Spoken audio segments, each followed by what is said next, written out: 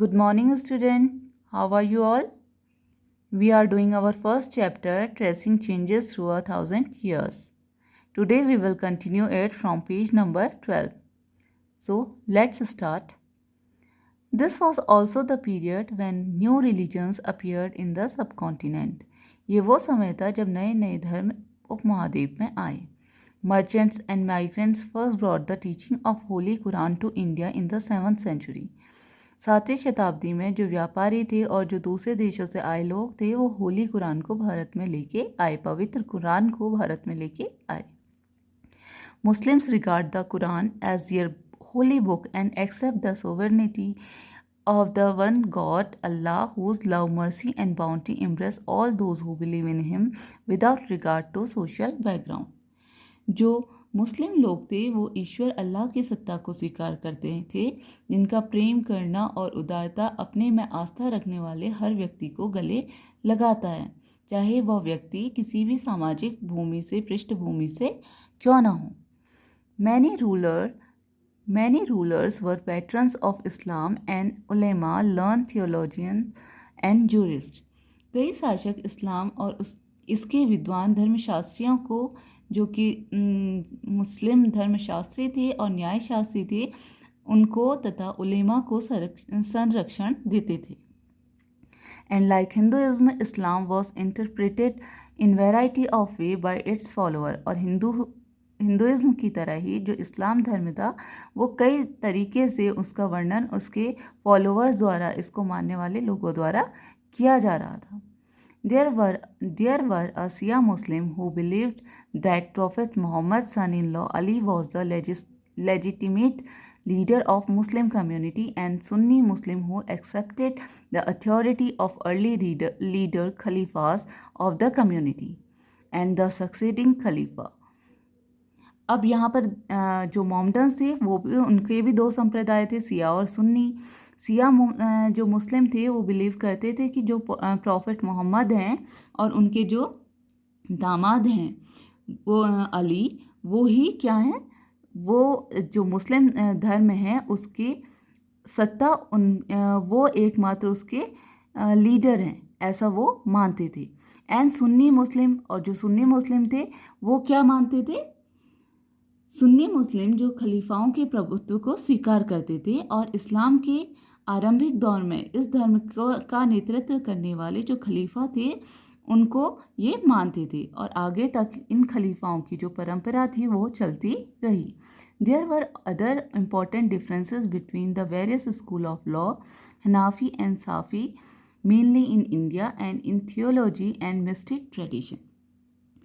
भारत में, विशेषकर भारत में हनफी और शफी दो इस्लामिक न्याय सिद्धांत पाए गए और इनमें भी काफ़ी, इनकी परंपराओं में भी काफ़ी अंतर थे. ऐसे ही धर्म सिद्धांत और रहस्यवादी विचारों को लेकर भारत में भी कई मुस्लिम संप्रदाय में बहुत ज़्यादा भिन्नता देखी गई. Thinking about time and historical periods. अब समय और इतिहास के जो कालखंड थे उसके बारे में विचार. Historians do not see time just as passing of hour, day or year, as a clock or a calendar. जो इतिहासकार होते हैं वो समय को केवल दिन, साल या किसी महीने से नहीं देखते, ना ही किसी घड़ी या कैलेंडर पे वो के हिसाब से वो समय को देखते हैं. Time also reflects change in social and economic organization, in the persistence and transformation of idea and beliefs. इतिहासकार मानते हैं कि समय वो है जिसमें मतलब क्या बदलाव आया, सामाजिक बदलाव, इकोनॉमिक आर्थिक बदलाव को वो देखते हैं और ये देखते हैं कि कितना समानता और कितनी भिन्नता रही उस समय के विचारों में. उसके आधार पर जो इतिहासकार हैं वो उस समय को देखते हैं. The study of time is made somewhat easier by dividing the past into large segment periods that possesses shared characteristics. अब जो समय है, यदि अतीत को हम समान विशेषता रखने वाले कुछ बड़े बड़े हिस्सों में बांट देते हैं तो जो समय का अध्ययन होता है वो क्या हो जाता है, ईजी हो जाता है. In the middle of the 19th century, British historian divided the history of India into 3 periods: Hindu, Muslim and British. 19th century में जो ब्रिटिश हिस्टोरियन थे उन्होंने इंडियन हिस्ट्री को 3 पीरियड्स में डिवाइड किया, हिंदू, मुस्लिम और ब्रिटिश में। This division was based on the idea that religion of a ruler was the only important historical change and that there were no other significant development in the economy, society और culture. जो ये विभाजन किया गया ये केवल इस विचार पर बेस्ड था कि जो राजा है उसका धर्म सर्वोपरि है और उसके अलावा उस समय में कोई भी महत्वपूर्ण आर्थिक और सामाजिक और सांस्कृतिक कोई भी बदलावों को उन्होंने ध्यान नहीं दिया या इम्पोर्टेंट नहीं माना। Such a division also ignore the rich diversity of subcontinent. इस डिवीज़न ने उपमहाद्वीप की अपार विविधता की क्या की, उपेक्षा की, मतलब उसको अनदेखा किया। Few historians follow this periodisation today.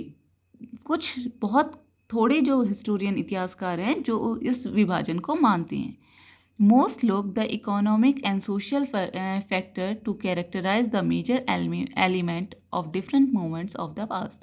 अधिकतर इतिहासकार आर्थिक और सामाजिक तथ्यों के आधार पर ही पास्ट का डिवीज़न करते हैं। The histories you read last year include a wide range of early society, hunter-gatherer, early farmer, people living in towns and villages, and early empire and kingdoms. The history you will be studying this year are often described as medieval.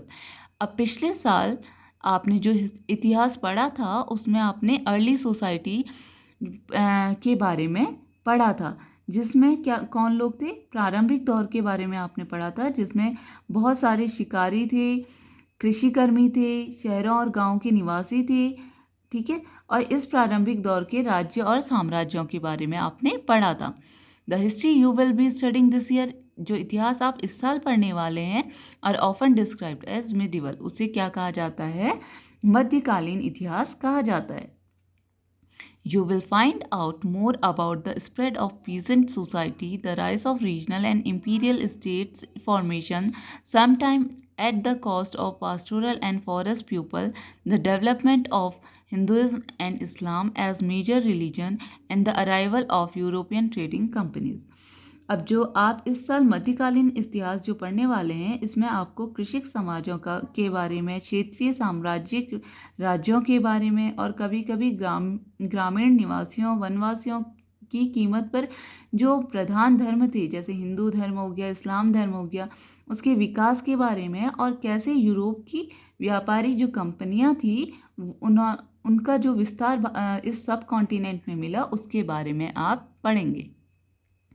These 1000 years of Indian history witnesses considerable change. In 1000 year में भारत में बहुत ज़्यादा बदलाव हुए।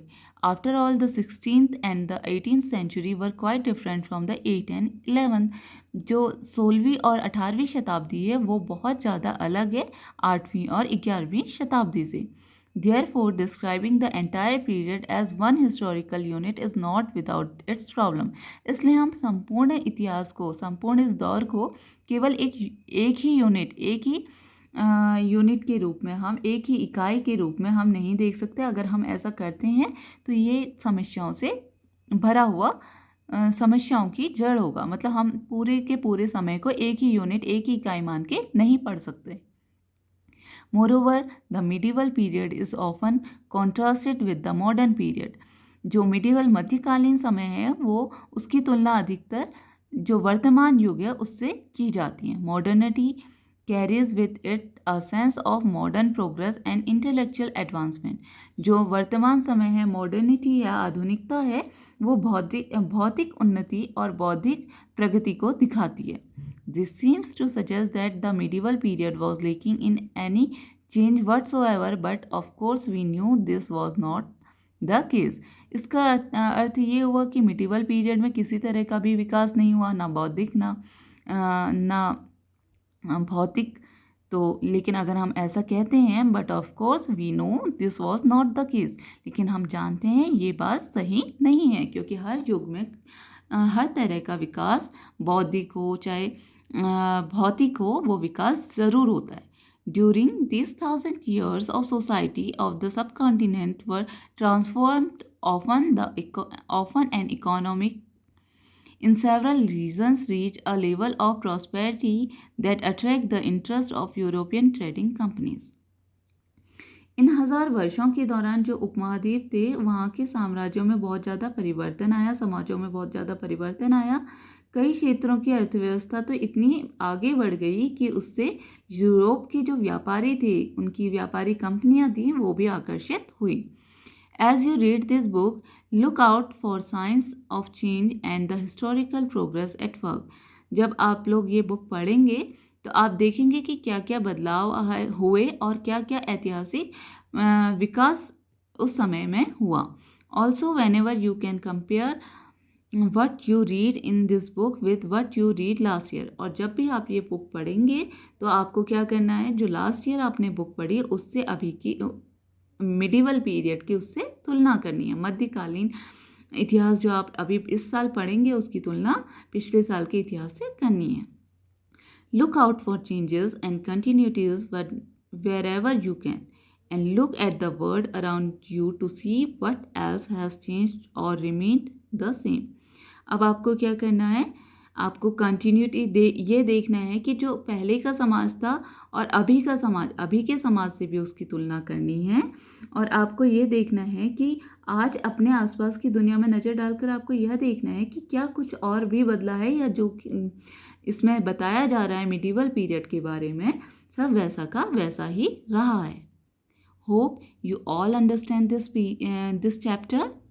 Okay, thank you.